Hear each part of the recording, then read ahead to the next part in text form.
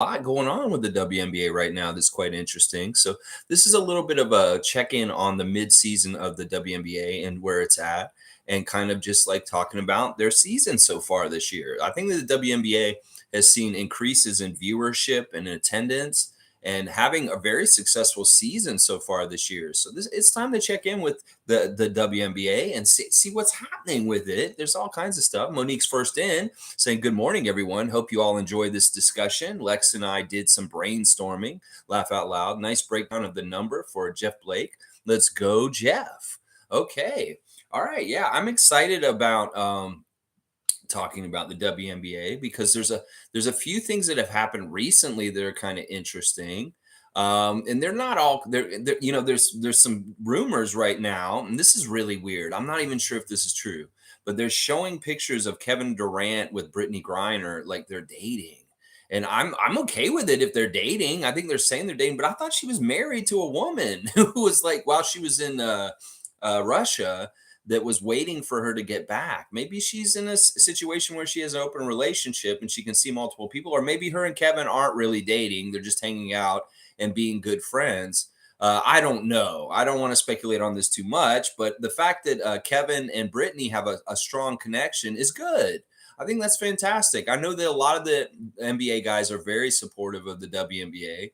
And of course, these women that play in the WNBA are their peers in a lot of ways because they're professional basketball players, and they probably have a lot of things in common as far as like what you do to get ready for games and playing basketball and everything like that kind of lifestyle. It can be similar in some ways. So I can see why Brittany and Kevin are very close and they hang out. I don't know if they're necessarily romantically dating like some people are trying to push in social media, but who knows? Maybe they are. It's not really my business in some ways. Another thing that's happened in the WNBA recently is this Gideon guy. Yeah, he's an idiot. I know he met with Scotty at the All-Star weekend or at Summer League or something like that. He was around him like last summer, I believe. And he was like, "This guy's cool. He's a content creator. I like him. He's on YouTube and stuff like that." And I had really had a nice time talking to him. I think the guy's a fucking tool bag. And this is the reason why is he's been pulling on these weird stunts for his channel at NBA and WNBA games. He pulled this one in the last year where he went to a Minnesota Timberwolves game or something, and he got a haircut in the front row. He had his barber there, and he's sitting in the front row of the arena, and the guy's cutting his hair in the middle of the game. And I'm like wondering, why are you doing this? First of all, okay, you think this is like absurd art or something? You think you're fucking Eric Andre? What the fuck is this shit? Because you're not Eric Andre, first of all. And like, there's somebody sitting behind you. You got a barber standing behind you, standing up. These people can't see the game because of your silliness. So he did this a while back, and he did a more recent stunt at a WNBA game, and it has cost him the ability to go to any NBA or WNBA games. He is absolutely banned from NBA arenas at this point because this jackass went to a WNBA game and bought a bunch of front row seats and got a blanket and a pillow and went to the game and laid down on the chairs and acted like he was sleeping during the game. Now, I listen, there's a lot of opinions about the WNBA. Some of them are very chauvinistic and some of them are very kind of like anti-female, and I don't support any of those. I think that the women's league is very important, and I think that it should get more and more shine and more revenue coming through it. I think that the product is good. But everybody who's, I guess, men that are threatened by it get really upset and they're like, "Oh, the WNBA is a waste of time." Well, this Gideon guy's not helping anything. What are you trying to say? You're trying to say that the WNBA is boring and that's why you brought a pillow and a blanket to come sit down and hang out. And you know what? You fuck around and do stupid shit, you get stupid punishments. And that is you can't even go to NBA games now because you're messing around with the WNBA like that. So I totally agree with that decision. In some ways, you don't want to encourage somebody coming into that environment to try and do practical jokes. So if he has a pattern of doing this kind of stuff at these events, he shouldn't be there. And I know young people will be like, "Well, he's just doing his thing, bro. Come on, man." I'm like, no, because in some ways, what he was doing was very chauvinistic. And in some ways, it's just not necessary. Like, what is the message you're trying to send about the WNBA? You think it's so boring you need a pillow to sleep in the front row? Like, what is that? And can't you do something better with your resources and your time, buying courtside tickets just to do that, just for a gimmick for your channel? Yeah, I don't have a lot of respect for that guy at this point, and I'm glad they banned his ass. Seriously, some people say it's funny. Why do he did that? And I was like, no, it's insulting, and it's not necessary, and it's very self-serving, is what he's doing. So yeah, fuck that guy. We Monique, part of the reason she wanted to talk about the WNBA today is because we had a conversation that we were in the middle of that we had to stop because of an emergency with Adriana's grandmother. So we'll kind of carry on with this part of the conversation, which was talking about Kelsey Plum of the Las Vegas Aces being very outspoken against like expansion again recently, saying that like I'd much rather the league get like charter jets for the players so that they feel more safe away from the public than expanding to other teams. And we were kind of talking about how well expanding to Canada and Toronto is a really smart financial decision for the WNBA. So why wouldn't you do it? You want to make more money, get more prestige, get more revenue. Expanding to Toronto is a very smart move for that league because we will support the hell out of a franchise here and they will make a lot of money here. They really will. So I think that Miss Plum is not seeing the whole picture, but she has power in the WNBA because she's the VP of the Players Association. And, in some ways, she's a voice that matters, even if part of it is she's mad at us because we were interviewing her coach to try and get her maybe to possibly coach the Raptors. And she started hating Canada after that. She very publicly said in interviews, like, whenever I hear the word Canada or Toronto, I hate it. I hate it. So she's like anti-Canadian just because we interviewed her coach to possibly coach our team. That's how protective she is about having her coach her in Las Vegas. Well, now maybe she's extending her anger towards Canada for having the audacity to interview her coach that she doesn't want us to have a team here. So I'm like, whatever. It's folly, and in some ways, it's very selfish. As we said last time, it's really like that'll be more chances for people to have jobs, more players in the league because there's more teams. And don't just think of yourself, Kelsey. Think about everybody else and the other people that can benefit from this, not just yourself. Now, I'm getting news. I look on Twitter today, and they're saying that Las Vegas Aces guard Rakina Williams was arrested Tuesday and has been charged with 3 counts of strangulation, 1 felony count of assault with a deadly weapon, and 1 felony count of coercion. So listen, that's what I'm saying. In some ways, the WNBA has issues just like the NBA does sometimes with like violence and weird shit from like their players doing weird stuff. So, the leagues have a lot more in common than people say. I mean, I get it. The talent's different.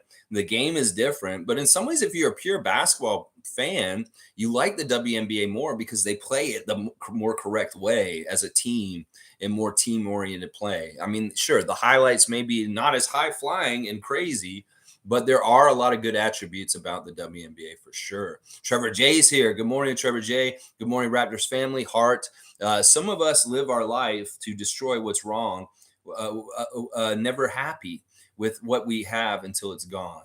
Yeah, seriously, take a note of what you really appreciate in your life and really let it know that you appreciate that being a part of your life, whether it's a person, an aspect of your life, any kind of like little joy that you get. Take time to have a moment where you feel like really happy and thankful for that thing.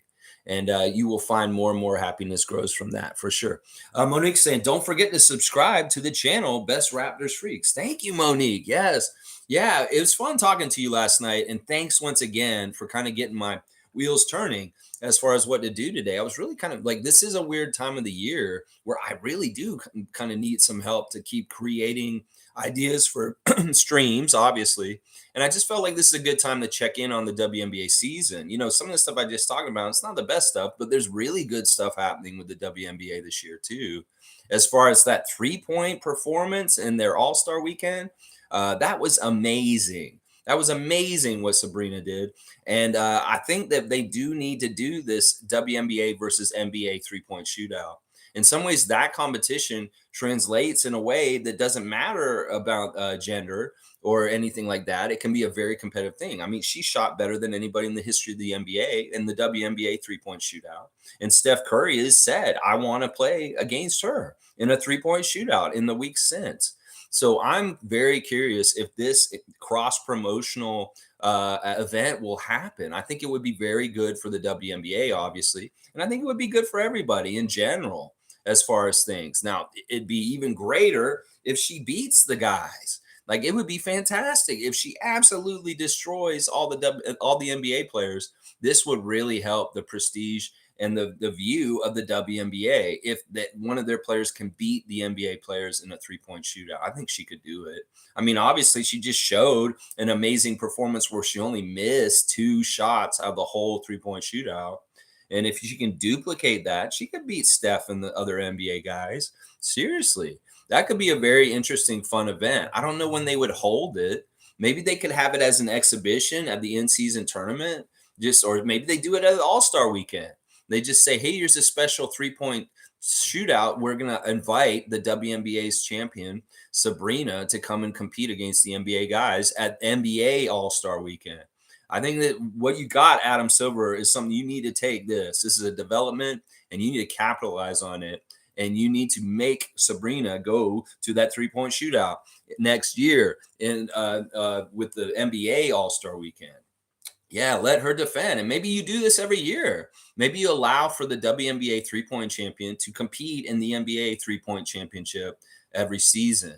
And that would be very good to tie more in and get more interest directed towards the WNBA in different ways. It would make more respect for the league in some ways too. Watch. Seriously. Now, there would be a lot of pressure on that individual to do very well in some ways. I get it. But I think she can handle that. At least from what I saw in that performance she did. Really, really cool. All right, Trevor's saying, all right, hang on. La, la, la, la, la, la, la, la. Trevor's saying, all my life while watching the NBA, I never hear about a coach that asked another player, but Nick Nurse asked his player to be like Pascal. Are you all trying to run him out of town? This never happened in the history of basketball. The coaches asking players to be like another player.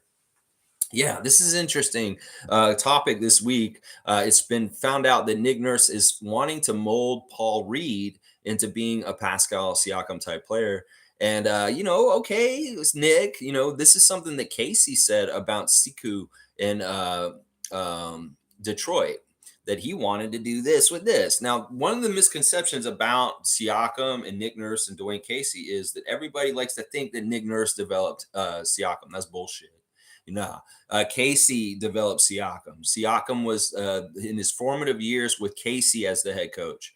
And Casey was the coach when he was on 905 and won a championship with Fred and Jakob on the 905 level. That was Casey's. Casey was the coach. He was the leader of the team, and he was directing the early development of Pascal Siakam. That in a lot of ways is where he got the jump start to be who he is. So people want to give credit to Nick Nurse for Pascal Siakam, maybe in the more recent years, but not for the very early jump start to his development that made him into who he is. It's Casey should be getting the credit for that. So in some ways, Nick saying he's going to mold Paul Reed into being Pascal Siakam, that's kind of bullshit. And I like what you're saying, Trevor. It's like, let guys just be who they are and stop trying to tell them, I want you to be this person. In some ways you could say you could mimic this person or be more like this person. This mannerism that James Harden does, you could probably do this if you wanted to do that. You can make suggestions like that. But to tell somebody straight up, you're going to be our Pascal Siakam, I don't see that. Part of it is that Paul Reed has certain mannerisms and body ways that he holds his body and moves his body that aren't the same as Siakam.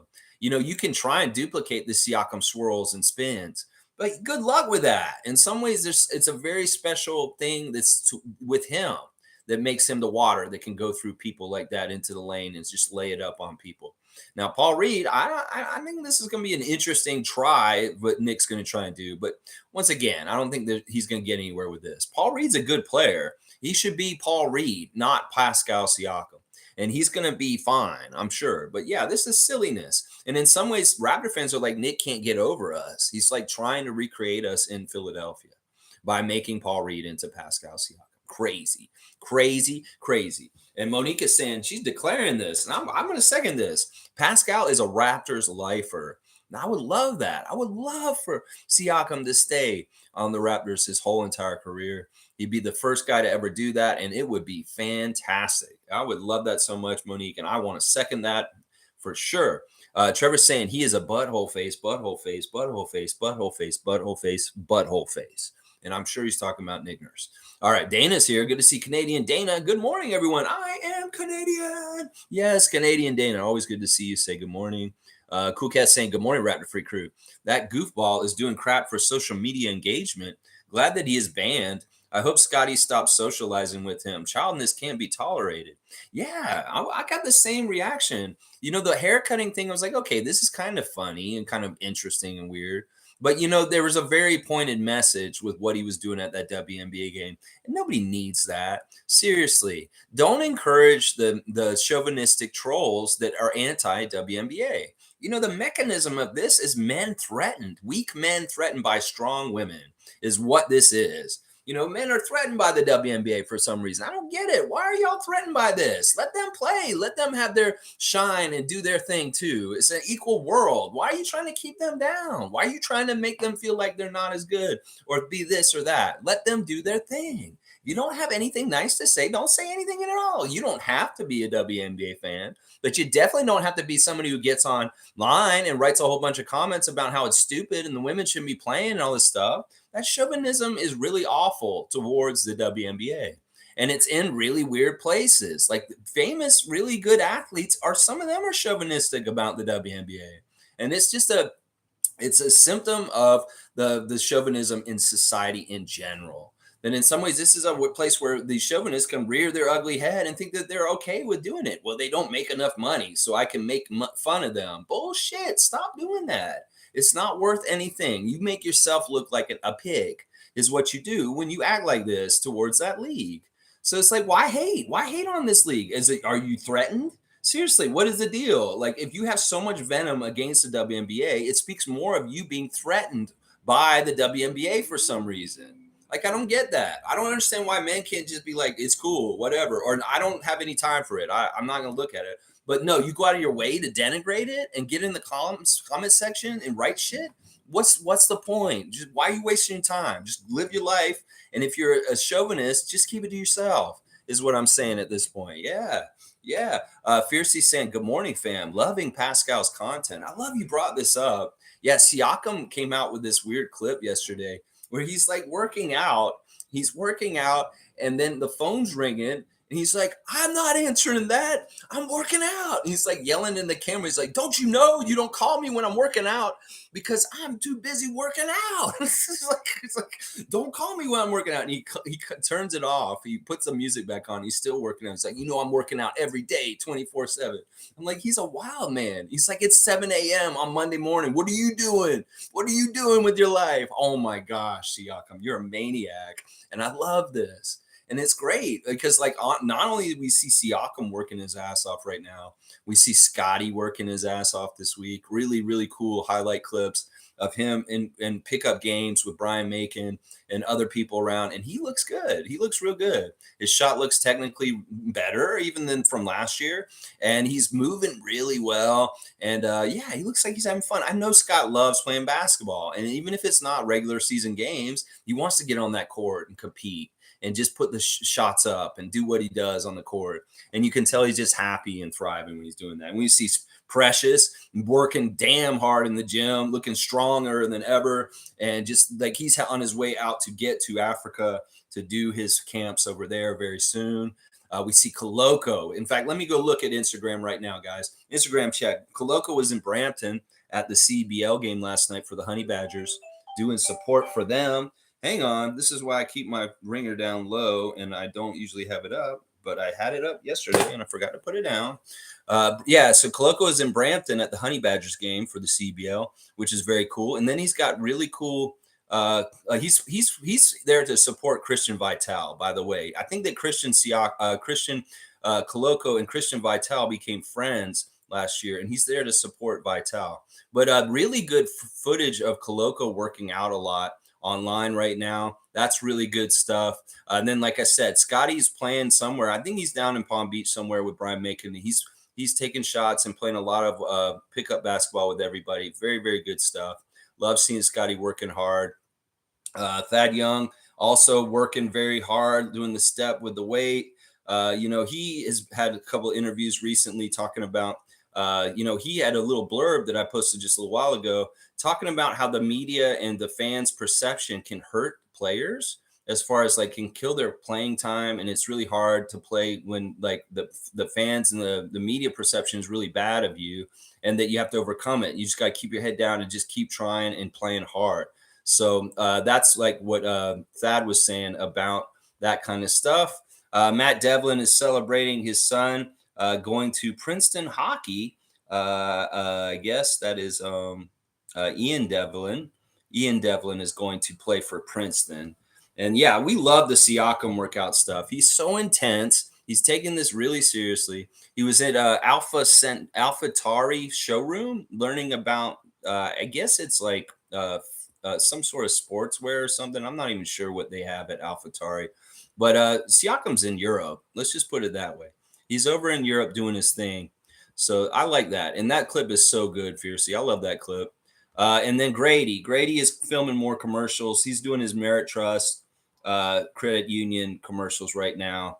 So there's your Instagram check real quick. Just a quick look in on what the Raptors are posting on Instagram right now. A lot of workouts, a lot of working out. Christian working hard, Precious working hard, Scotty working hard, Pascal working hard, very working hard, very, very, very working hard. All right, let's see. Infamous is saying, salute, freaks. I like Gilbert Arenas' opinion in that fan. Please go check it out. Okay. I don't know what Gilbert's saying right now, but let me go see if I can find this on Twitter just really quick and see what Gilbert is saying. No, we've been talking about Gilbert a lot lately. So let's see what Gilbert is saying right now as far as things. I don't know if I'll find exactly what to say. Okay, I see him talking about Bol. I don't know. You're gonna have to elaborate. Give me the exact one because it looks like he has a lot of opinions on here. I don't know exactly which one you're talking about. So just elaborate on Gilbert's opinion. On the fan, on that Gideon guy, is what he had an opinion on that. All right, let me just know what he said, Infamous. Let's see. David's saying weird woman. Weird woman. Who's the weird woman? Infamous is saying, I think there's a sense of entitlement when it comes to the WNBA. All right, I kind of get what you're saying. Like in some ways, like as far as like them demanding charter flights when the revenue for the WNBA doesn't really add up to the economics of doing that. I get that. In some ways, she's right though. They need protection from the general public. At least Brittany does. Like Brittany's a very special case because of her situation with Russia and what happened. And in some ways, she's a political target for certain people. And just like what happened in that airport a few months ago, where this right wing reporter guy King got in her face and was very menacing and threatening towards her. I mean, I get that. Now I understand, but in some ways, it's like there's an entitlement. Everybody kind of has weird entitlement things going on right now. In some ways, the NBA has entitlement issues with their players. We just don't hear about them, or it's more accepted. I get that. I can get what you're saying about this. As far as like, well, if they're not earning the money, then why would they get the planes? But in some ways, it's kind of like it's a safety issue for one particular player in particular. And also, it's kind of like they'll get there maybe someday. I think they will get this at some point.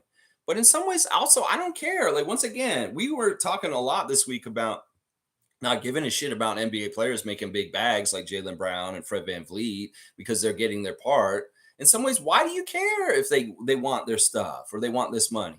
If the corporations, the NBA and the WNBA want this agreement and arrangement for them to get this stuff to help that league, the fans shouldn't be like, well, why? Why are they doing this? Why is the NBA helping the WNBA out?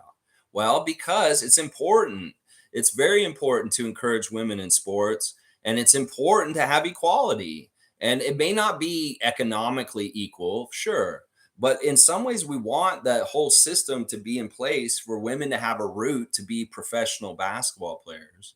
And that is an important part of it. And I know it's weird. I know it's weird. But that entitlement is in athletes in every sport and every league. We can't act like this is something specific to just the WNBA. They have entitlement in the MLB, entitlement in the NHL. These guys in the NHL are so mad about pride uniforms. They don't want to wear them. And then now the NHL has banned any kind of pride in uniforms in the league now. That's the message they had. They were having problems with players making a big deal out of it and showing that they were bigots. And then they were like, this doesn't look good for us. Well, let's just ban the jerseys so that no teams can do pride jerseys anymore. So that there's not even an issue. See, that's kind of a weird way to deal with it. But entitlement is an issue with all athletes at even in college. There's entitlement with people too. So I don't know if it's just that league in some ways. Cool Cat saying that's okay. Kelsey will learn business and money rules the day. Laugh out loud. Yeah. Yeah, I think it's just like she's personally hurt. Like she was really like, the Aces are a weird team. They've got a very stacked, really awesome team, but there are weird dysfunctions. And maybe Becky Hammond is crazy. The way she treated that pregnant player last year is kind of not the best light.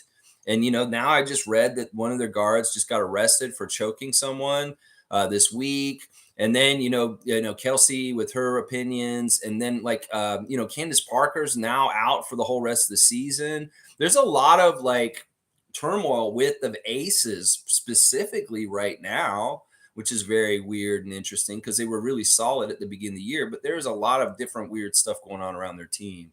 For sure, for sure. Cool Cat saying also WNBA have lots of players and not enough teams. Expansion is the only option. I love the new group of players joining the WNBA. They're social media followers from college. That's awesome. The Angel Reese and Caitlin, they're going to come up and they're going to be stars. They're already stars just from the women's Final Four and what happened with that tournament. The spotlight that was on that game was immense. And that's another reason why the WNBA is set up to grow more and more is that, that was amazing. The attention that game got with LSU and Iowa. And I think it was Iowa, right? Wasn't that who she plays for? And like, this is going to be a big deal. They're going to come in already kind of like with some hype to them, Angel Reese and Caitlin. So it's going to be cool to see, the young stars coming up. And you're right. The social media helps things, because it keeps them connected with their fans and stuff. And the younger players are more likely to be social media savvy, like our Grady Dick, stuff like that. So, yeah, I think you're right, too. Like, there's a real problem in the WNBA right now with players getting cut that aren't on a team. There's just not enough spots in the league. So this kind of caters to, like, you have enough talent that you could have more teams. This isn't like the NBA where they're worried that you go over 30 teams, that you're watering down the talent. No, they only have like 12 teams. They need more teams because they need to employ more of the really good women that are not playing in the league right now. There's women that are getting cut that would totally play in the league and are good enough to play in the league, but there's not enough spots. So this is exactly right. Cool Cat's exactly right. All right, let's see. Iceman saying Juancho Hernan Gomez signs a 2-year deal with Panathinaikos, Greek team. Who thought that he was a good player to bring into Toronto last season? It's a weird situation, the Juancho signing last year. I thought it was smart at that time. He was another like vet to be around. He did interesting things on our team. In some ways, when we were talking to Scotty so much last summer, because we were on Twitch, and when we got Juancho, he was really like excited about this. It was funny. He's like, I'm playing with Bo Cruz now. And in some ways, that was part of the reason why we got him, was because of the luster of the movie, and him being the Sixers guy on that show. And the Sixers nation really liked Juancho, and they were crying out for Bo Cruz on their team. They wanted to have the real Bo Cruz on the Sixers, or even the Celtics wanted him. Well, we got him, and I thought that was a steal in some ways. It's not really like a player that's really sound and like going to contribute in major ways, but he did help in little ways. But it was also the luster of getting Bo Cruz on our team. And Bo Cruz in real life was on the Raptors. He was not on the Sixers or the Celtics. But yeah, it's just that point in his career. It's like, well, you probably make more money in Europe and play way more. You just do that, Juancho, and be happy. You're a fringe level NBA player. In some ways, you've had a pretty decent career, but now you can go make the big money in Europe because you have made the NBA. You've done NBA stuff. Well, let's go make some money back home is what they're saying there. Yeah. So yeah, I think it's a good signing, and good congratulations to Juancho. I wish the best for him. He's a great guy. And, I was happy the time he had with us, even if it wasn't stellar or great. He was a great teammate. He was fun to have around. And in some ways, I liked having Bo Cruz on our team. to the detriment of the Sixers nation. Yeah. uh, G is saying that Kelsey Plum is being petty. I know it's not WNBA related, but if you haven't seen Pascal's latest IG post, would love a live reaction. Yeah, I've seen it. I watched it yesterday and it was hilarious. I was laughing. I was like, Siakam, this is crazy. Like you're being a cartoon version of yourself, but also you're kind of like, this is really actually maybe how he is. I love how he's yelling at the phone. He's like, I'm not answering the phone if I'm working out. And he's like, ugh. He's like, what are you doing at 7 a.m. on Monday? I love that so much, G. It was such a great little clip. And it says a lot to him. He's like, listen, he's not trying to listen to everybody else. He's got one thing on his mind, and that's getting better. And that is what he's out there doing. I love him so much. Siakam, you're our guy. We love you. Let's see. Davis saying, all right, good to see Davis Aborin this morning. He was fine, and who cares at this point? Who knows what would have happened if it weren't for Nick and Fred? Okay, he was fine, and who cares at this point? This would have happened if it weren't for Nick and Fred. Who are you talking about exactly? Wancho? I'm not sure. I'm not sure. I don't. I need that proper noun to know what you're saying. He will not tell me who you're talking about. We switch so much. Coolcast saying WNBA have solid plays. The game is very pure technical basketball skills. Lots of cutting involved. Taller girls will be joining soon and will be dunking. Canadian Toby Fournier will be one of them. Yes, Toby, we're getting hyped for Toby. I'm wearing my red and white for Toby right now. That's right. I love it. Yeah, I'm all about that. And I think it's true. Like I was surprised that just a couple of weeks ago, Brittany did the first dunk for the season. I'm like, do this more. Like seriously, they should be trying to encourage her to dunk all the time. It'd be better for the profile of the league. There shouldn't be only like 2 or 3 dunks the whole entire season. Try and get them to be more common and they will come. Seriously, it's like they say, if they build it, they will come. Well, if you dunk more, they will come. Watch WNBA. So, no, this is great. Taller girls means more dunking in the future. I'm all about it. And I want to see Toby in the WNBA on Toronto's team when we get an expansion team. I'm all about that. Yeah. Cool Cat saying Paul Reed is also flattered by Nick Nurse's statement. Some of our Raptors fan base need to appreciate him. Everyone on the team likes Pascal. I get that. Paul Reed's a good dude. I like Paul Reed. He's like one of the Sixers that I would actually love to have on the Raptors. Him and Maxey. Those are their best 2 young players for sure. So, yeah, I get it. In some ways, I don't think Paul Reed can be Siakam. In some ways, he's already on his path a few years now. And in some ways, he hasn't made the leaps that Siakam made in his first 3 years, So in some ways, I just don't see this. Like, is he going to get in at most improved player this year? Because that's where Siakam was at this point in his career. And also, Siakam already had a championship at this point in his career, if I remember correctly, as far as where Paul Reed is in his career also. This is a lofty goal. And maybe they're just saying this kind of stuff. But what's the point? Why are you going to try and do this, Nick? Just develop Paul Reed in the way you might have did Pascal, but you will not get a Pascal out of him. Yeah, you're very sad that you lost him, is what it is. I get it. Infamous saying, Lex, can you go into detail on how Oklahoma City has to reduce their roster according to the new CBA? Is there any players we could potentially target? Yeah. Well, Rudy's already loose. Rudy Gay, former Raptor. And they're talking to like the Lakers to get Rudy Gay there. He's been playing for so long. I'm like wondering how many more years he has, but the league is still very interested in Rudy Gay. And I was like, well, you get cut by Oklahoma City. This is kind of like, where are you going to land? Are you going to be done?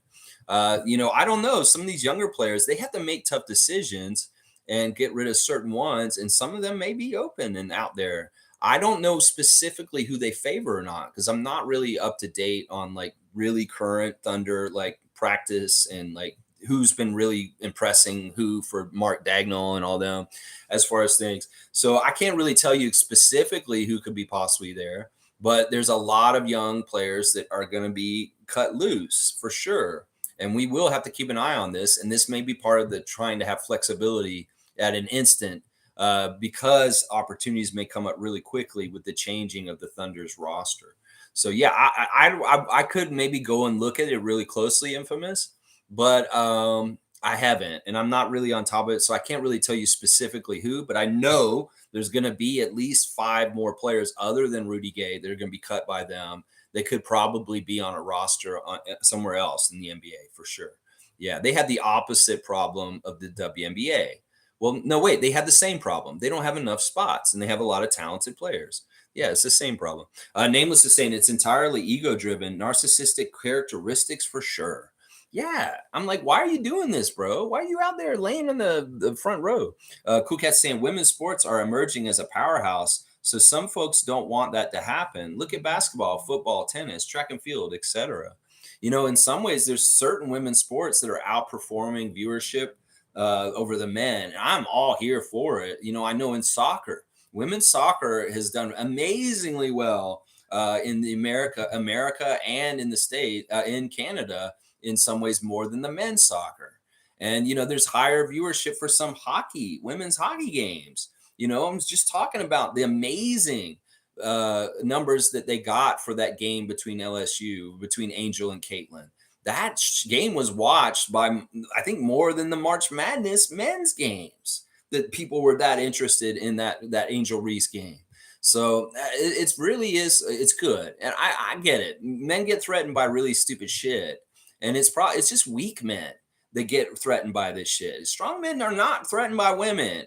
They are ready to stand beside them in equality. It's the weak ass men, these pathetic men that are scared of women like this. And I'm serious. If you feel these kind of feelings, search your soul and get stronger, man. Because there ain't no reason to take threats from women in this area of things. This is a good thing. More sports and more encouragement and more equality is always better in this world. And that's why I am purely on the women's side in sports. For sure. For sure. I love men's sports too. We can love everybody's playing sports. Come on now. Come on. All right, let's see. Wayne saying, hooray for all women playing sports. I love watching anyone good at their craft. Shout out to the World Cup football players. There you go. That's what I'm talking about. Wayne's got the right attitude. You don't want to watch women's sports, then don't watch them and don't talk about them. You don't have to talk about them at all. Just live your life. You don't have to go and denigrate it just because you're threatened. That's what it really is. When you go and denigrate the WNBA, it really speaks more about how you're a weak man than that what you're saying is true. Some of it may be true what you're saying, but you saying it and professing it makes you sound like the pathetic person because you're scared of the WNBA. It's really weird. Monique saying, who thought James Wade would come here? I was shocked. And Dwayne Wade to the sky, almost like a trade. Laugh out loud. Congratulations, Dwayne Wade. Yeah, it's weird. They traded Wades. And they're cousins. They are related. It's almost like, what was this? What happened here, Monique? Was this like, James is like, I'm out of here. And then Dwayne's like, wait, James is gone? All right, I'm going to buy the team after James is gone. What is this? Is there some problem between James and Dwayne that he didn't want to buy the team while James was still there? I mean, it's also kind of weird. I mean, Dwayne Wade's he's now part owner of the Utah Jazz also. So he's getting more and more into ownership. And I guess he just wanted to get involved with the Chicago Sky. Maybe he's doing diplomatic relations for the Wade family and saying, I'm sorry my cousin left y'all high and dry. I'm going to come and buy the team and I'll be here as an owner now. And it'll be great. Everything will be cool. James Wade is cool. I like James Wade. I'm really happy that he's one of our assistant coaches. But this is maybe another reason why WNBA people aren't too thrilled with Toronto in particular, because we just stole like the GM / head coach of the Chicago Sky, and he's an assistant coach on our team at this point. Some people don't like the way that like shows like the hierarchy of jobs. It's like a guy who's the GM will come and be the assistant coach for the Raptors. Some people don't like that perception. It is what it is. And once again, we're for freedom. We want people to be able to live their lives and make the choices that they want. And if he wanted to make that choice in his life, he should be allowed to. It's a free country. So I get it. In some ways, the perception isn't good, but we need him in Toronto. We need him on the staff with Darko. And I know y'all needed him there in Chicago too. And it's a weird situation in some ways. I get it why some WNBA people aren't too happy with Toronto right now. I get it. I really do. But, he wanted to do something more with his life in a way. And that's why he wanted his dream to be in the NBA. And that's what he's done. And that's really what it is. He had a dream to be in the NBA someday. And he got his chance. He had to take it. So let's keep going. Cool Cat saying at Wayne Strainer, football women's World Cup is competitive and exciting every day. Yeah. In some ways, the women's soccer is way better than the men's soccer in some ways. It's very interesting. Like they're more stars, like Rapinoe, and some of them are very much more stars than some of them their male counterparts, especially in the U.S. side. That U.S. women's soccer team is really good, and they are kind of like they're the power players. In fact, they make more money than the men. They seriously, because they generate more and they're doing better. The women's soccer in the U.S. is making more money than men's soccer. And on the download, people don't realize that. They don't put that on blast, but it is true. And they should be because they're generating more money. Cool Cat saying Pascal is in Salzburg at his sponsors Red Bull facility working out. He is experienced to block out the noise and drama. Good example for our young Raptors. There you go. He ain't taking no calls. Don't try to call him. Nobody. He's just working out. If you want to talk to him, you better be there in person, and then he will talk to you. But otherwise, he ain't having it. He ain't having no distractions. He have no time for anybody, and he doesn't want to hear any of the mess. He's not even trying to answer the phone. If you're calling to try and get a trade through, nope, it ain't going to happen. You could have made the trade. He won't answer the phone, and he won't get traded because he's just shutting it all out. And I love it. I love that. He is really good at this. And, people talking about, well, where's the extension? Where's all this stuff? Well, these things come with time, and we'll see how they all work out. Cool Cat saying there are some WNBA owners who are willing to provide private jets for all of the teams, but they're still turning it down. Private jet needed for security and their health. I don't understand that. That's weird. See, if I was Matasheba and I owned the Phoenix Mercury, I would be getting that jet for Brittany. Seriously, I would just do it. You're already doing crazy, exorbitant things with your salary cap and the Phoenix Suns. Why can't you just do this? Why can't you just get a jet for the Mercury and let them fly in it? Them in particular, just her in particular, is a very specific, very well-known person in the WNBA that is a very political person at this point. Whether she likes it or not, she's a political target for a really crappy right-wing people. So that's why. And I think that if he has that all set up, they should let him do that. He has a lot of money and he's being willing to spend it like crazy since he took over as the owners of the Phoenix franchises. So why not let that man just protect his big center? Let them use that. But why are they not? Why are they turning it down? I don't understand that part. Infamous is saying Gilbert was mentioning how they should have turned the trolling of that fan into something positive. I see what you're saying. I mean, in some ways, I guess the press is always good. They say no press is bad press. It's like all press, it's all attention on the league.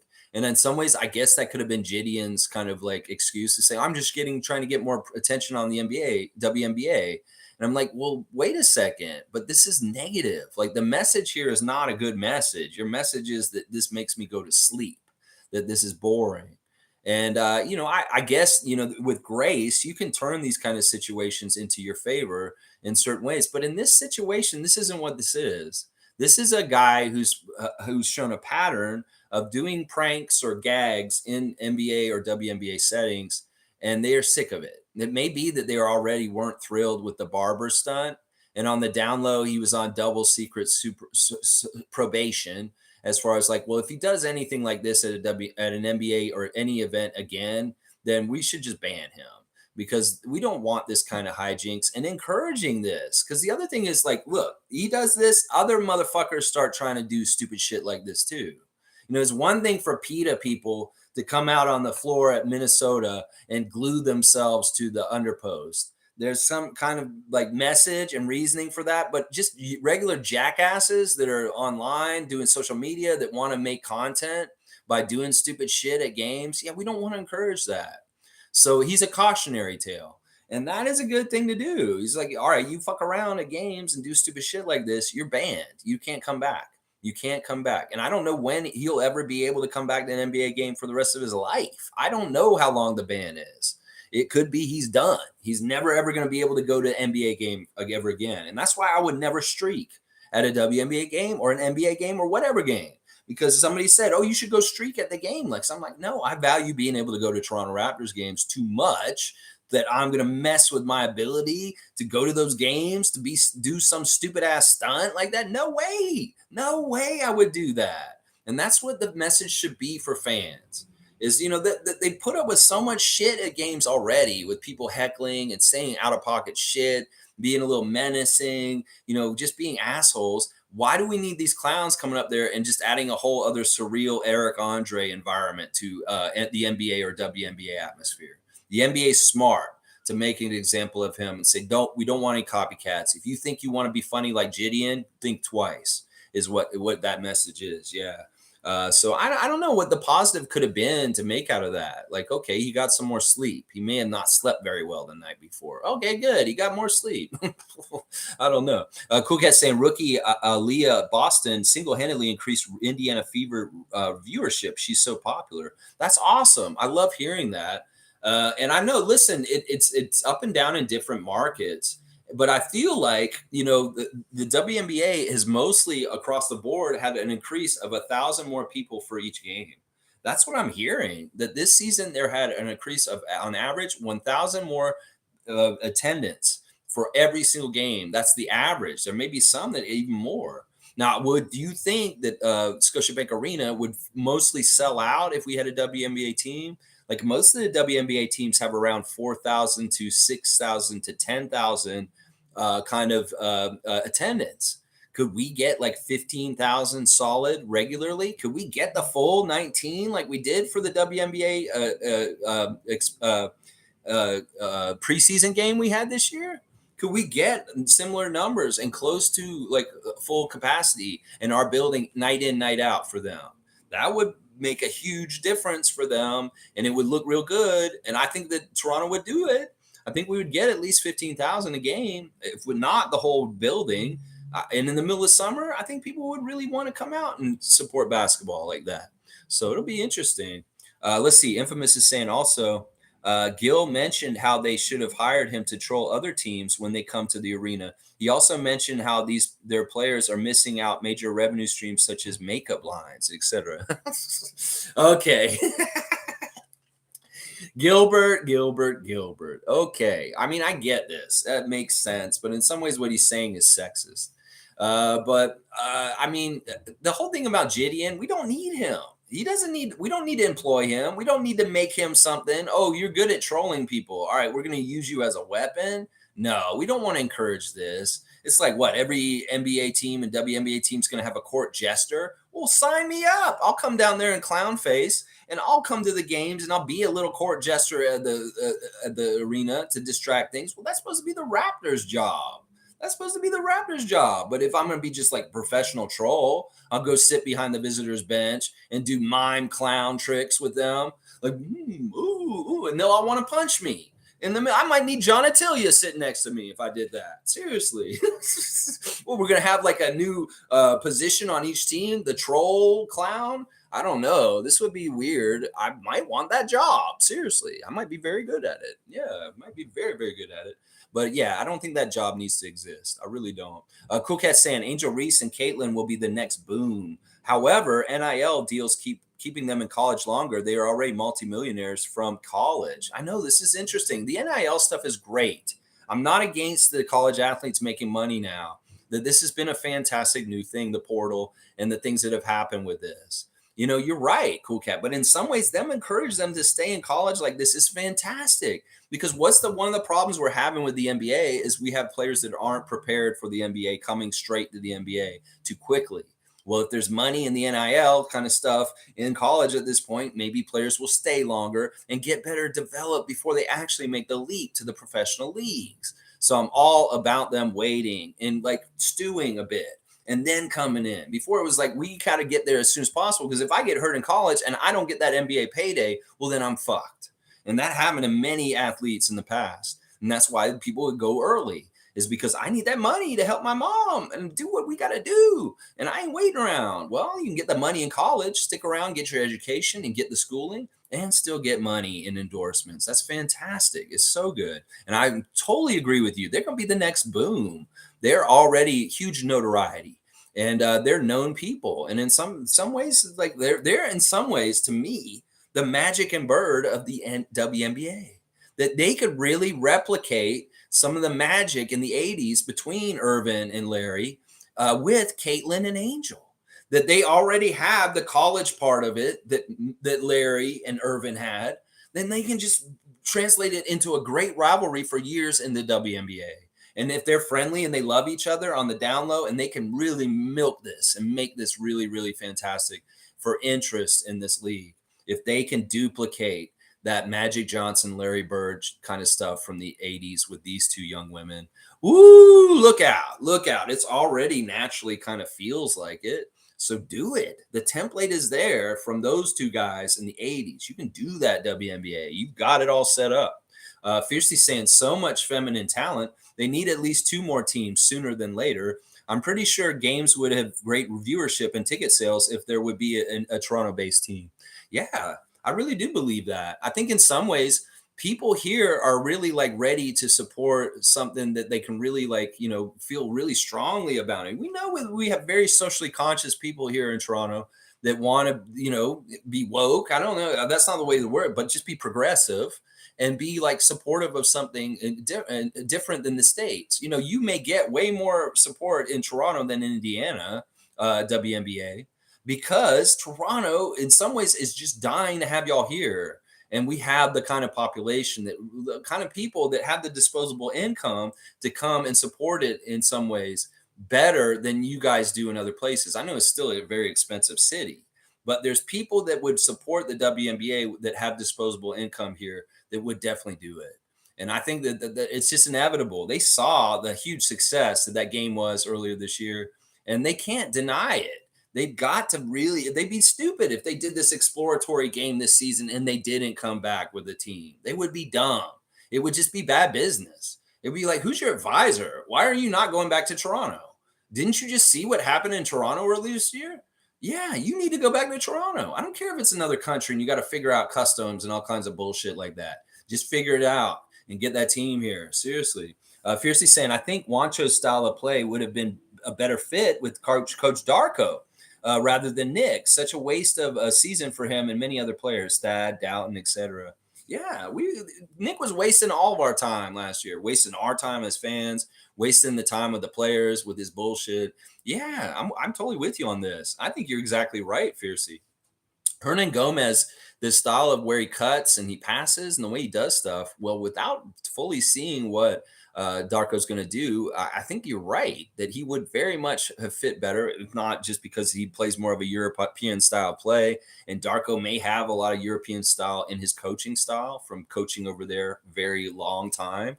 So it'd be very interesting if that could happen with going back in time, but we can't. And Juancho is now playing for a Greek team. So it's going to be fun. I'm really want to see what what Darko's going to do. And hopefully guys like Thad and Doughton will get the benefits of it. G saying NBA functions on revenue sharing. Around 10 teams fund around 18 teams that are in the negative. Negative. Okay. Denver received 35.5 million in payments. They do this to keep small market teams afloat and competitive. Yeah. In some ways, there is revenue sharing among the NBA to the WNBA also. And that's fine. It's one big, huge company. If they want to support a younger part of their company to nurture it, to get better and take off on its own, who's to tell them that it's wrong for the NBA to help supplement the WNBA with its revenue?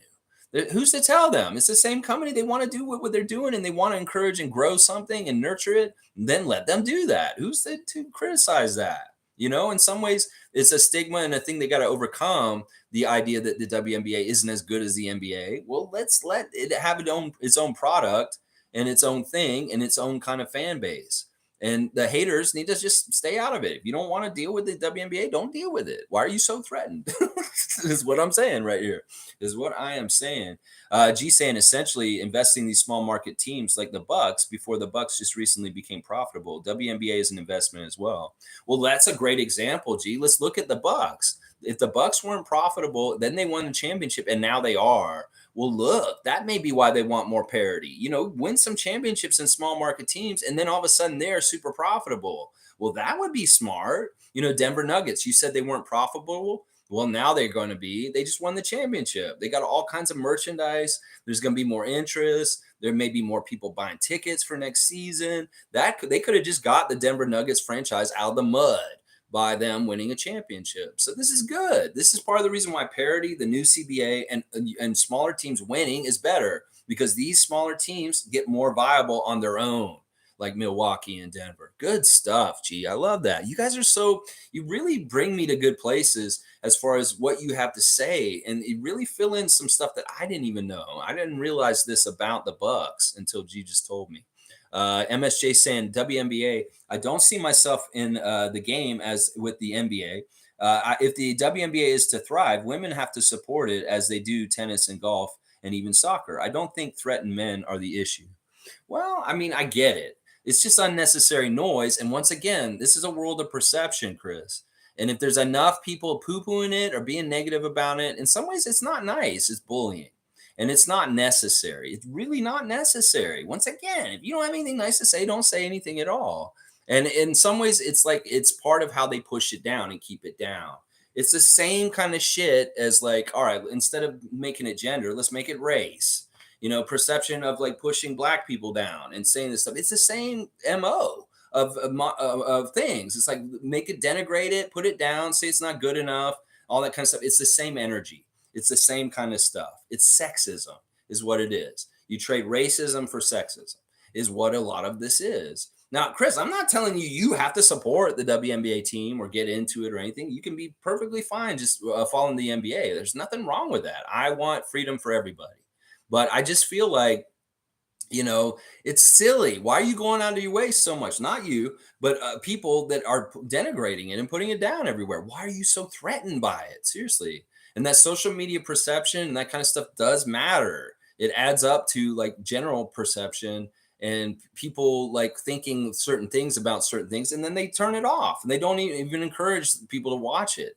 If you don't like it, don't watch it. But if you're into it, watch it. That's what I'm saying. I think women will support it. I think that men will support it too. I loved at that game when I went to it as just a man myself. I didn't go with a daughter. I didn't go with a woman. I didn't go with anybody except for myself. I just went out of interest to support it and watch it.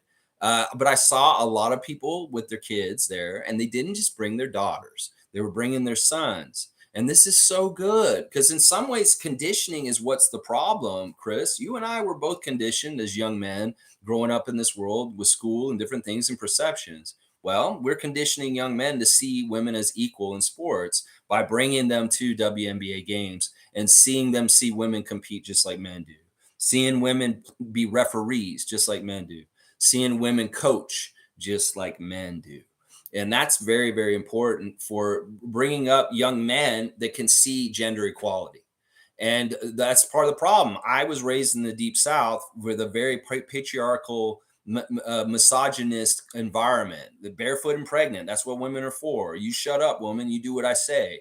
That kind of shit. She's laughing. She's sitting right here and she just laughed at that. Well, how do you think about that kind of attitude? I wouldn't be with you. She wouldn't be with me if I was like, you get in the kitchen and you cook me dinner, woman.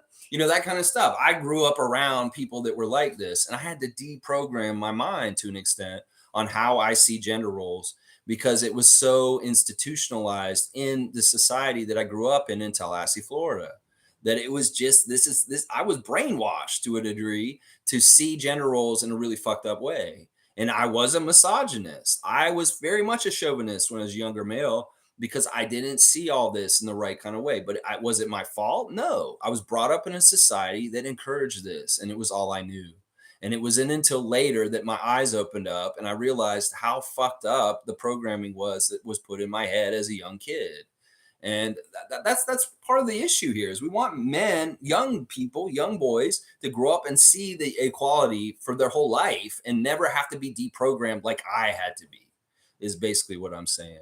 Denal saying, I just don't like the money talks. If you aren't bringing in money, don't expect money. I can't get into WNBA. Women's soccer is awesome, though. They're so fun to watch. They deserve more money because they get views. There you go. Denal just wants it to be fair, and I can respect that. But once again, if the NBA wants to be the big brother to their little sister, the WNBA, they should be allowed to. That's their own business. And we shouldn't be critical or judging of it. Once again, is this hurting us? Is this a problem that they gave $300 million to Jaylen Brown? No. Is this a problem that the NBA subsidizes the WNBA? No. Is this a problem for us? No, it's not. So let's just let them do it. And there's no big deal with it. MSJ saying it is true that some men make fun of the WNBA, but that was a childish reaction to the even more childish assertion by some WNBA players that they are just as good as the NBA players and paid as much. See, that in some ways is rooted in sexism. Chris, I love you, man. I met you, and I'm so happy to meet you at the meet and greet. And I'm not trying to put you down or anything, but your ideology and what you're thinking is part of that stuff I was just talking about. How we've been programmed to think this kind of stuff. I get it. You may not like the audacity of a woman saying, "I should be paid just as much as LeBron James, and I'm just as good as him." And you're like, "You're crazy. You're not as good as your LeBron James and stuff like that." But in some ways, let them have this kind of mentality to be like, I want to strive for this. I have these goals. We know the ego in really good players can be like not realistic.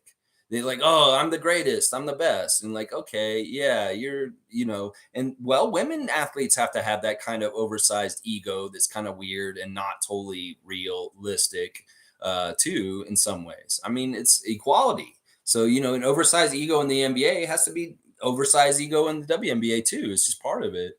So I think that them having that assertion shouldn't make people more upset than what the people that are being what they're saying about the WNBA. That like that's harmless. Okay, so you think Kelsey Plum, you think you should be paid 20 million a year and have a private jet, and you're a better player than most of the men in the NBA. Okay, let her have her beliefs. That's not hurting anyone. But like the overwhelming, like chauvinistic kind of tendencies towards the WNBA is kind of hurting things because it's teaching misogyny to young men. Let's just put it that way. And like anything that's going towards Andrew Tate kind of shit, that's really bad. That's really, really bad shit. Yeah. All right, let's keep going. La la la la la la la la. All right, Iceman Sam, the NBA needs to stop taking public tax dollars for new arenas. They have a welfare system set up to help billion-dollar franchises, but have their hands out for public trove of tax dollars. Now, these are interesting situations with the arenas because in some ways they are public like facilities in some ways, and I get what you're saying, and in some ways you're right. Especially if these owners that are billionaires are so rich, why don't they just fucking pay for it? And why should the taxpayers' monies go into projects for new arenas? And there's all kinds of weird shit that happens with this. And we've seen teams leave cities because of issues with this. Uh, I still, I get what you're saying, and I think you're right. I think you're right. If we didn't have to put public funds into private arenas that are for private owners to make money off of, that would be better. And I agree with this. I think that you're right. If they could just straight up pay for it, that'd be good. But in some ways, the cities want to encourage the growth and the things, and they want to be have a part in it. And there's programs for billionaires to get handouts at the top level from government all over the place. And this is just one of those kind of things. I think you're right, Iceman. I would much rather there be no public money handouts to billionaires to help them build arenas. I can agree with this for sure. Seymour saying, Iceman, I'm still waiting on some lotto numbers from you. The way you killed the trivia. Help a brother out. You know what he did? He knew where to look, and he just went from game to game, and he knew how to look at it really quick. So it wasn't that he did it off the top of his head. He very much knew where to look. Seymour. But you want some numbers? I'll give you some. 2, 13, 7, 21, and 33. How about that? There's some numbers. MSJ saying, I have coached girl basketball for years, very much in support of the game, but it is a different game. Ideas of social justice, equal pay will do more harm. The promise of equal pay will never happen. I don't want to get it twisted. I'm not looking for equal pay. I'm not looking for them to get exactly the same amount of money as the NBA players because I see that as being unrealistic. I agree with you on that. I just want more equality in sports in general, as far as like the platform they get and maybe other things and just opportunity. In some ways, it's the equality of opportunity that matters to me. Now, if the WNBA is not generating enough money to have a contract like Jaylen Brown's in it, that's obvious. I get what you're saying. And it's not that I'm trying to bring gender equity to like the pay scale totally, but I do think that they should be paid a fair professional wage as far as like that level and being a professional athlete in the media and the public. they should be getting paid a certain amount in certain ways. Like, I think that it's a kind of egregious that Brittany Griner had to play in Russia in the off season. Like, in some ways, I know the WNBA season isn't the whole year, and it's like it's a not it may be, but in some ways maybe they should be able to make off their wages from the WNBA the living for the whole year and not have to go and play in other leagues in the off season like Brittany had to there. I mean, I don't know. I don't have any really good concise answers to this kind of stuff. But I agree with you on this. I mean, if they're not generating the same huge amount of money, of course they shouldn't be paid like $300 million contracts like that. Of course.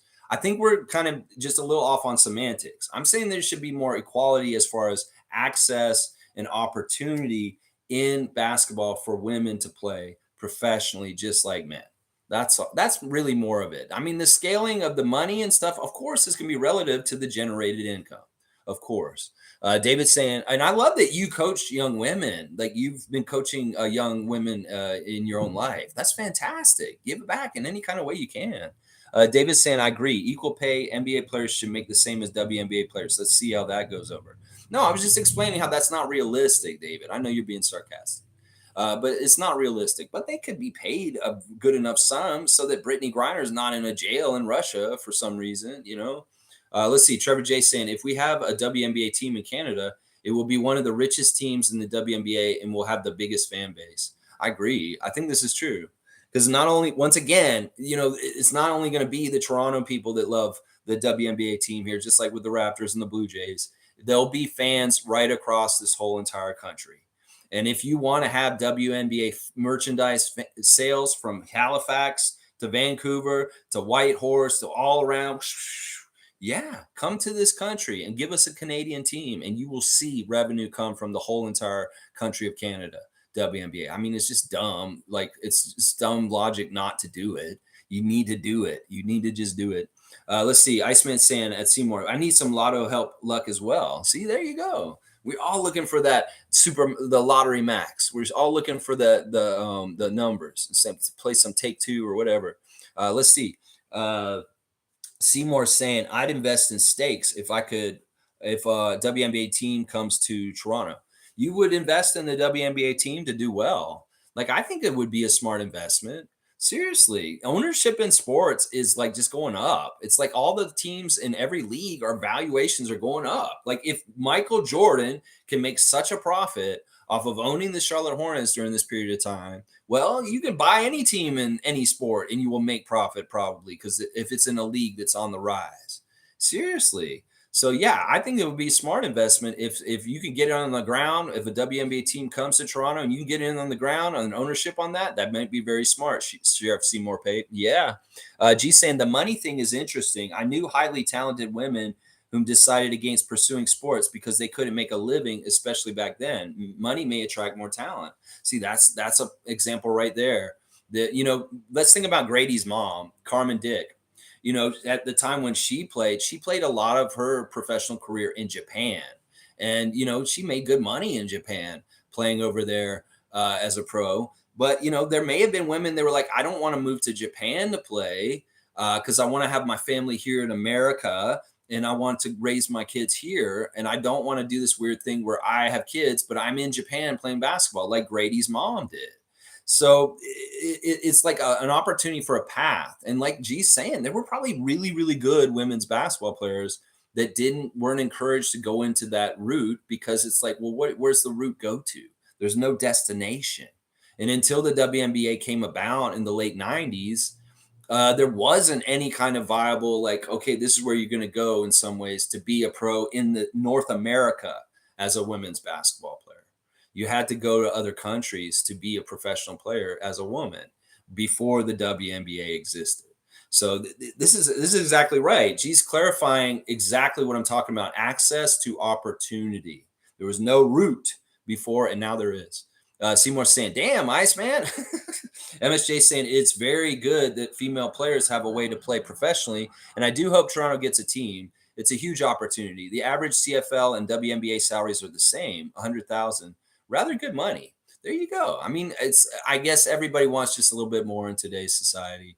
if they're getting paid the same amount as CFL players, that can be too bad. But then again, the CFL players probably have to play year round also. They go and play the CFL in the summer, and then they probably play some weird arena football league or something in the fall or something. I don't know. Let's see. Seymour saying who makes more, CFL or WNBA? Well, Chris is saying they make about the same, and I think that's about right. It's the same average salary is what he's saying. Okay, that sounds about right to me. It seems like they would be about equal with what maybe the revenues coming in. I mean, the football stadiums have more people coming in though, but they're still, I don't know.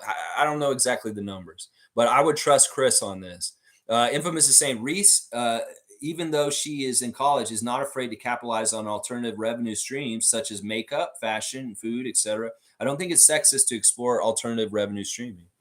No, I apologize if I wasn't calling you a sexist. It's just that Gilbert, when he's saying like they should go into makeup deals and stuff, you can see where that kind of seems like that's kind of like, Do you feel like that as a woman? How do you feel about that? Adriana's sitting right next to me, by the way. Well, I probably feel that is maybe a good opportunity, but it's also, sorry. What do you think it's sexist to say WNBA players should do makeup ads? Well, look at the Raptors do Axe ads and Subway ads. So it makes sense. If they could find a bigger company where there's more. Okay, so that doesn't insult you. You don't think that that's a sexist thing. It's like basically the point is he's saying that they should get bags and make more money on outside revenue instead of worrying about the salary so much. I still think that they should be paid fairly for their work. Of course, and we're not saying anything against that. Okay, all right. Well, I apologize. I mean, I guess just the first. But the makeup ads are a bit sexist. Well, that's what I'm saying. It could be any product. Yeah. They could just get endorsement deals, and we don't have to specifically say they have to be like female oriented. Yes. I guess is what I'm saying. Yes. Anyway, no, I get what you're saying. I think that your point is very right, Infamous.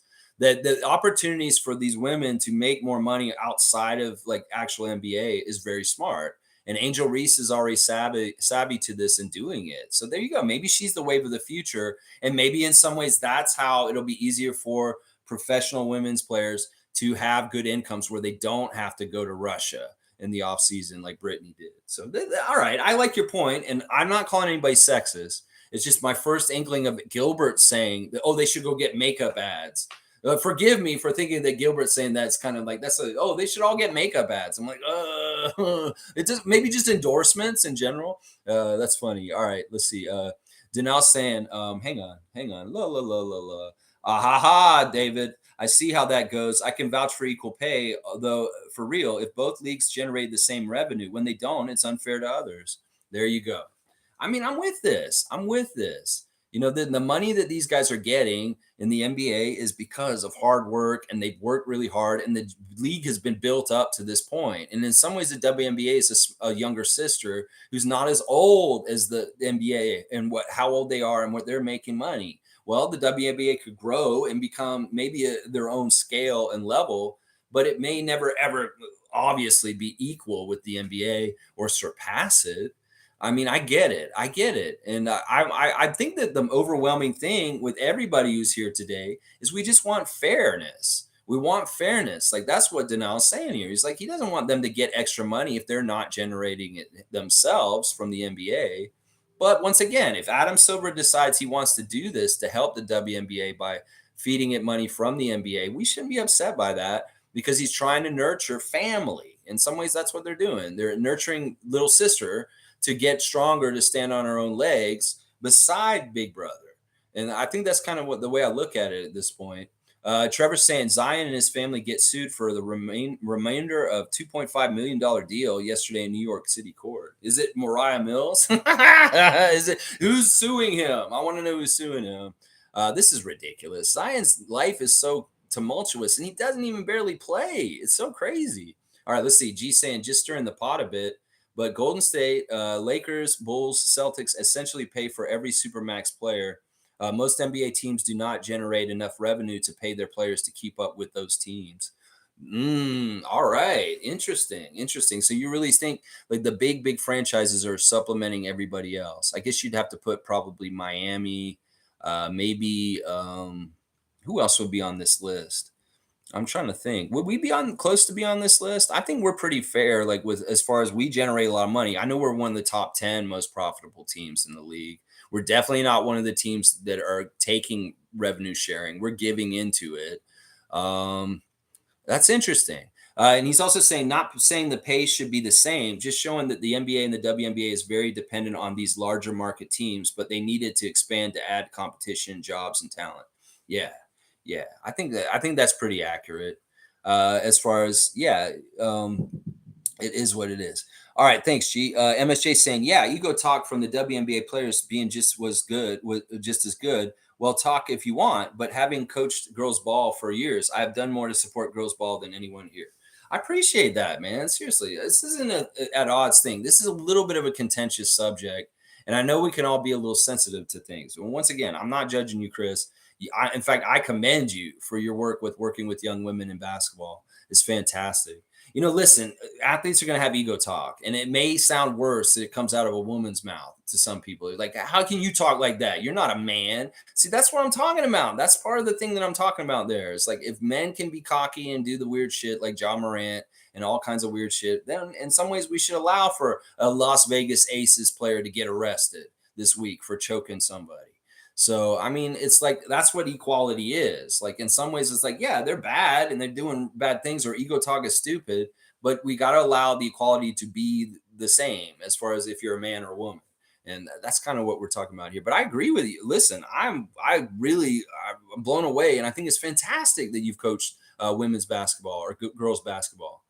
Carlos saying, like how the NBA had to evolve in terms of pay wise, it will happen for the WNBA. We are beginning to see WNBA generational players. The current players are the pioneers that will pave a way for the future. This is really astute stuff by Carlo JS. In the early NBA, when it was George Mikan era, this is really kind of like the WNBA period from the 90s till like now. Whatever that police car outside is doing is an idiot. He just needs to fuck off with his stupid ass. Like, you hear that? Move along. They're here to arrest you. I think that the problem is that the light outside has died again, and he's trying to get the attention of the intersection by my house, and he's directing traffic. I don't know, whatever it is, but whatever. All right, let me just get back to this. I like what Carlos saying, that there's different eras of the NBA to get to the point. Like the NBA players didn't make any money really until like the 90s. The 80s, they didn't even really start making money right away with Bird and Magic. It was an inertia thing, that kind of, not inertia, momentum thing that came up more and more as time went on. This fucking cop car. Oh my gosh. All right. Let's see. MSJ saying, last thing, if the focus is on money and that comes to mean equality, the point is missed. It is the opportunity for them to play, that they can make what they can make of. 100,000 is a lot of money. Yeah, it's not about the money to me. I'm not talking about that. It's the opportunity. And that's really kind of what I was talking about this whole time. I don't expect the WNBA to make the same amount of money as the NBA because it doesn't generate the same amount of money. So I totally get this. And I think we agree. I think once again, in some ways, we're just coming at it from a different angle and we're in the same place. All right, this is getting out of control. There's like 3 of them now. I don't know what's going on out there. Anyway, all right. Carlos saying the NBA didn't start with this kind of pay. It grew slowly. Revenue had to grow. Yep, exactly. And David's saying the NBA players should be getting their bags from endorsements too, like they used to. Owners can just pay the excess money to a huge carbon tax or something. Yeah, I like that. I'm okay with that. And Kenrick's saying if the WNBA can grow, they would bring in more revenue for sure. Hopefully, teams start doing media training for players so they don't say something to turn off their markets. Yeah, this is all kind of important stuff. I could see where like, all right, a WNBA player shows up for a team like Indiana, and they're like say something out of pocket, and they're like the home field people. They're kind of like middle America kind of people are like, this is against our values. Some of the WNBA players have sexuality that may be like not totally conducive to their market as far as like things, and there's a lot of different pitfalls that can cause people to be turned off from cheering for it, especially if there's bigots and racists in your market. So I get it. Media training for NBA and WNBA players is smart because in some ways, yeah, you want to have the freedom to say whatever you want, but be smart about it and don't step into something that's unnecessary by just saying something stupid that you really didn't need to say. You can, I get what you're saying. So, Seymour saying Sabrina or Steph, who you got in the 3-point contest? That would be really entertaining. And I really do think we'll see it in the next year. I will put my money on Sabrina just because she just showed that she could beat him. And so, but it's a toss up. It could be either one. All right, I'm gonna wrap up because it seems like there's some sort of apocalyptic event going on outside with cops and stupid shit outside. So I'm gonna just wrap up for the day, guys. Thank you for watching. I appreciate everybody being here talking about the WNBA. Just a little check in on how the season's been going. I feel like it's been a huge success this year. That they're getting new eyes on it, and that more and more people are getting interested in it. I think that us playing the WNBA Fantasy League has really increased my knowledge of the league and knowing more of the landscape and the players and who to watch for and who is really good and stuff like that. I really enjoy that aspect of us playing the Fantasy League because it really has more easily taught me more about that league. So, and really good stuff that viewership, attendance, everything is going up. And hopefully more and more good things are happening. Carlo's exactly right. The WNBA is growing, and over time, it'll get to more and more levels. And we'll just have to see how it goes. All right, y'all. Thanks once again. I appreciate y'all. Please like, subscribe, comment, and share. And I will be back tomorrow for a Friday Freakout. Thanks again, y'all. And let's go Raptors. Yeah, baby. Good things are happening in Raptors land. Let's keep positive and keep striving towards fantastic winning and good things happening with Coach Darko Rajakovic's team and Scotty Barnes, Pascal Siakam, OG Anunoby, Jakob Pertl, Gary Trent Jr., Christian Koloko, Otto Porter Jr., Thad Young, Grady Dick, Jeff Doughton Jr., Ron Harper Jr.,